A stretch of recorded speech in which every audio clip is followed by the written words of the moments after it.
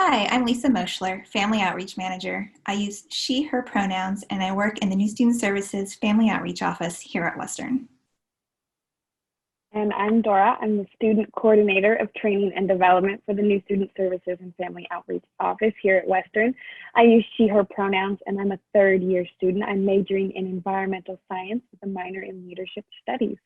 And welcome to our fourth episode of the Tips for New Vikings virtual podcast. Today, we're talking with current Western students who you might recognize as some of our orientation student advisors this summer. And we're going to just ask them to reflect and share with us some of their experience from when they were new students around today's topic of finding balance with your family on the journey to autonomy. Parents and families are important partners in supporting a student's successful transition to Western. The next few years will be full of opportunities for great discovery as students try new things, declare new majors, join clubs or organizations on campus, make new friend groups, get jobs, pay bills, make mistakes, explore worldviews, change their majors again, all while developing more confidence, self-reliance, and greater independence along the way. These experiences often culminate to develop the necessary attributes that help shape how students see themselves in the world. Before you know it, the adulting is happening. Well, it doesn't just happen because gaining autonomy is a process of going through a series of small events that build on each other. But first, you might need a little room to start making the decisions that could lead you to experience the consequences, good or bad, for yourself. To better prepare students, as well as parents and families, for this transition ahead, we invited conversation about it with our current Western students. Through their collective voices, we hope you find some offerings that will help inform and shape your experience on this journey with your family together. So let's meet our Western students that we have with us today before we dive in. Hello, my name is Natalie. I am a fourth-year student. I will be graduating this next spring. I'm both excited and sad about that.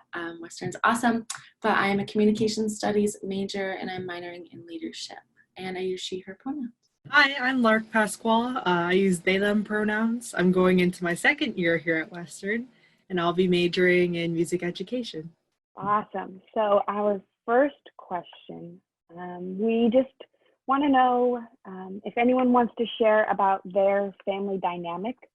Every family, each of their own, can be unique. So who in your family has made the decisions that were important to you or affected you? What were some of those decisions?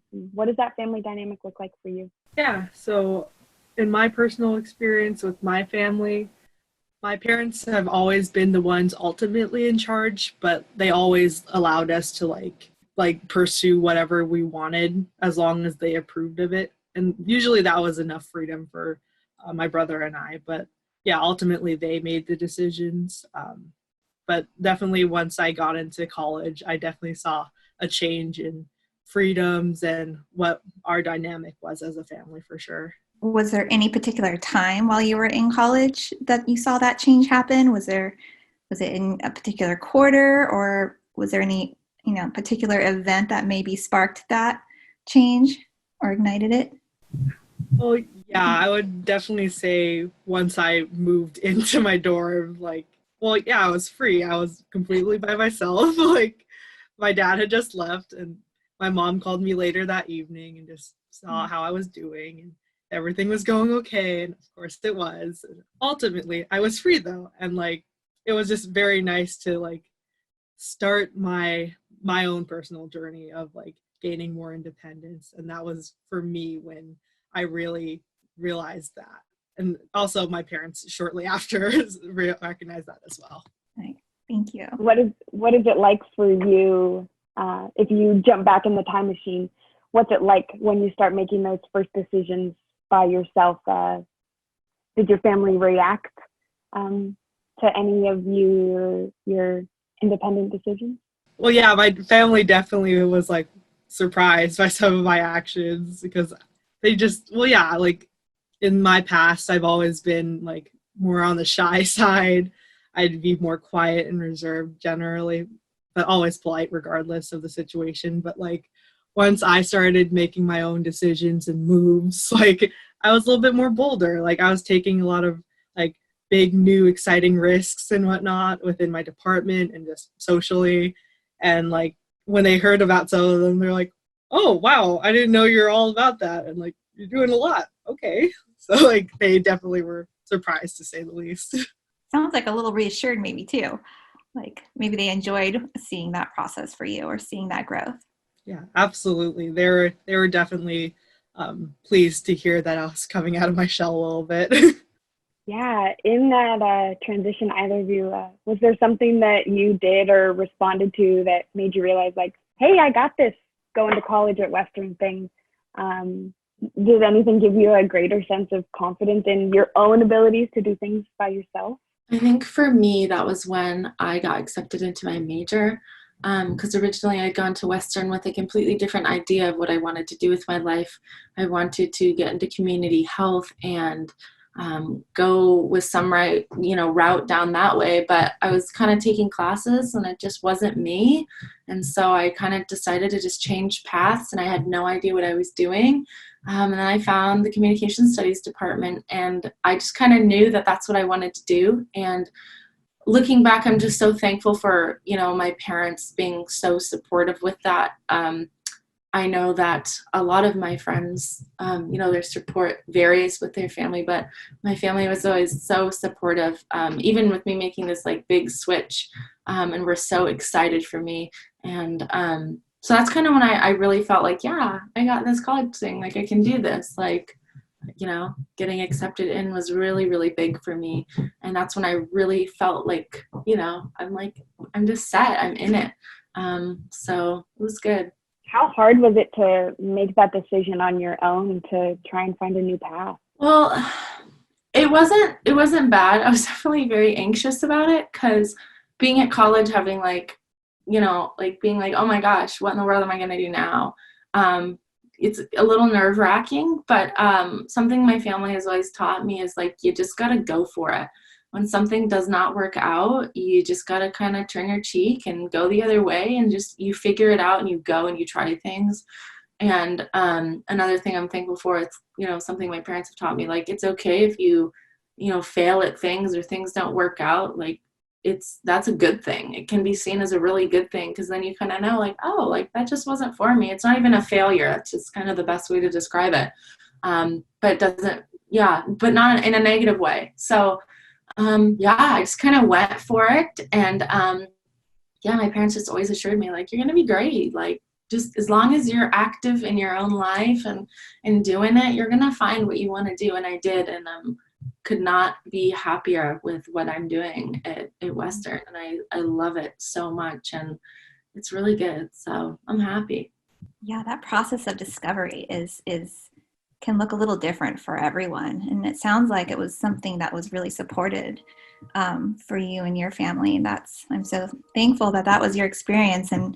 And I think that's a great way to approach it, is just to look at it as it's an opportunity, and discovery happens in a lot of different ways. And sometimes it's looking at your major and realizing something about yourself, that your passions change because you got to be inspired by so many different things through your different classes and through the different people you're meeting. So it's really hard to come into college with like, I know who I am and I know what I'm passionate about. And I think it's a gift to go into it understanding, to be open and to be open to change. So is. Yeah, it can be a time. It's kind of freaky, but I mean, my major now has opened like doors to so many things I never even knew would have existed. And that's kind of when like you're in the right place, right? When things just kind of come to you when you're not even looking for them. So yeah, I know kind of letting in that change is uncomfortable, but you get through it and it pays off. Yeah, absolutely. Getting comfortable with being uncomfortable sometimes. I'm still working on that one. Me too. What's something you realized after you started college that you maybe didn't know about yourself going in? Well, one thing that I realized, like I mentioned earlier, is like I really do have like a natural, like it comes easy to me to do a lot of things and to be outgoing and outward to others. But like I never knew that before because like we had mentioned also before, like I had tried before and I had failed before, so like I didn't feel confident about it, or pursuing it in my future. But because of my major, it's kind of, you want to be more personable and outgoing. So I was like, okay, like if that's what I need to be successful, then like how can I go about that? And so like by putting myself in situations where I was unfamiliar or a little bit out of it at times, like that was good for me ultimately, because I got to learn how to be confident and be outgoing, and especially in professional and academic realms, because I was completely unfamiliar at first. But like once I got into it, like I feel very comfortable nowadays, and like I'm very grateful for those experiences because of that. I feel like I almost had a realization opposite, Lark. I came into college and didn't realize that this independent journey would mean a lot more time spent just with myself. And that's not something I've done a lot before. So I think that's something that college helped me realize is how to intentionally spend my time by myself and enjoy it. How to do things for me by myself.